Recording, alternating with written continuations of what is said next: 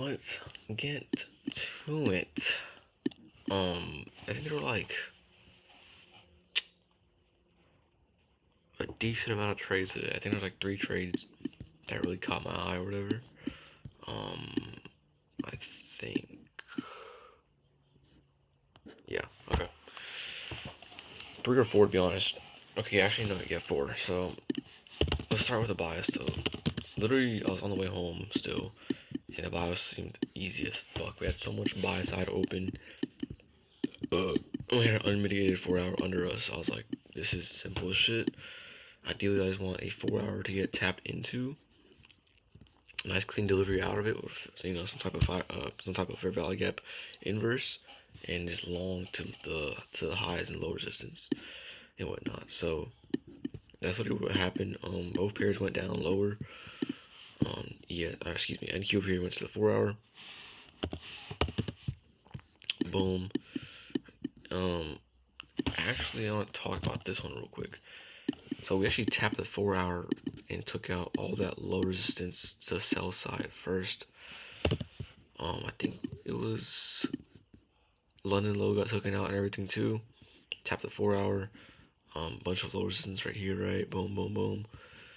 Relatively equal lows as well. And the first fair value gap was actually on 1 minute. But I didn't take this because it looks so fucking ugly. Oh my gosh, fuck me my ass, bro.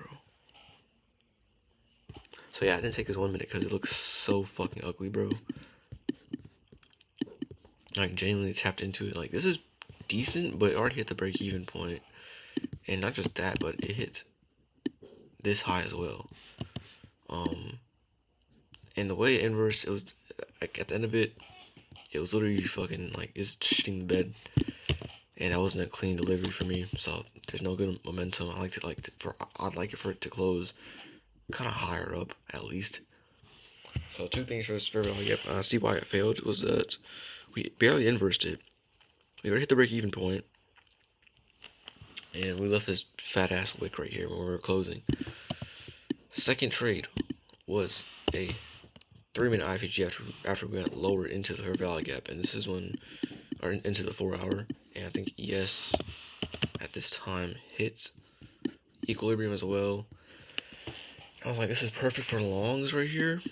I could take this 3-minute, but I didn't not have enough time to take it, and I was like, if I take this 3-minute, I'll go break even at the 5-minute.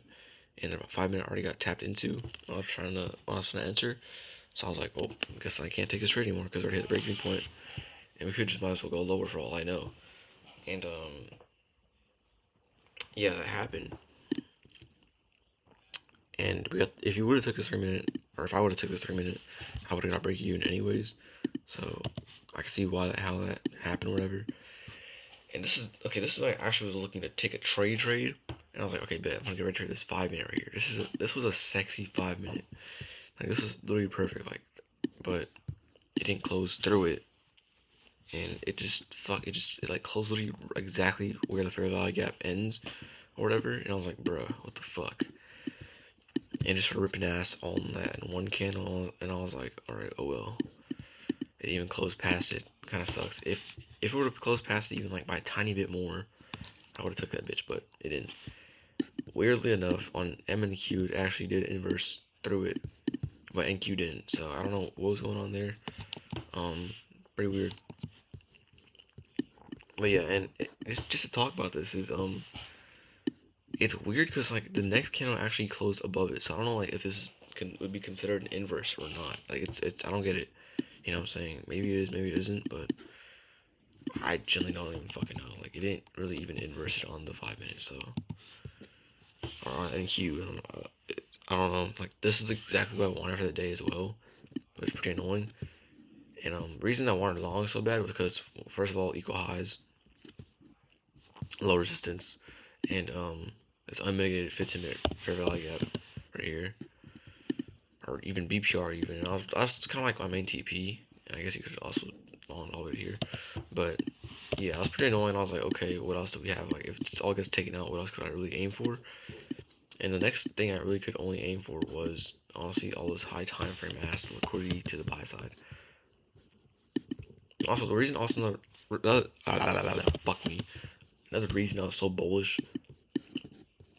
as well as also because of ES, because the low resistance right here, like all this shit, like, right? Like we still had London open over here. We had these highs. Like it was just very obvious to me that we wanted to go at least to this area right here, and depending on how we closed through that area, I was gonna take longs more to these 4 hour highs, which I was trying to do. And if we go over here, I was like, okay, if I get a 5 minute fair value gap respect, I'll take this, which we did. And I was like, okay, I'm wait for 1 minute or 2 minute. I took the 2 minute IFG, and something I kind of did. This is like a risky trade. This is way more discretional than not. I was like, okay, if it doesn't like delivery out pretty well, because like the breaking point I got hit, and I was like, I really should not fully be in this trade for real. Like I need to play this super safe because there's no break even point, right? So let's go over here real quick.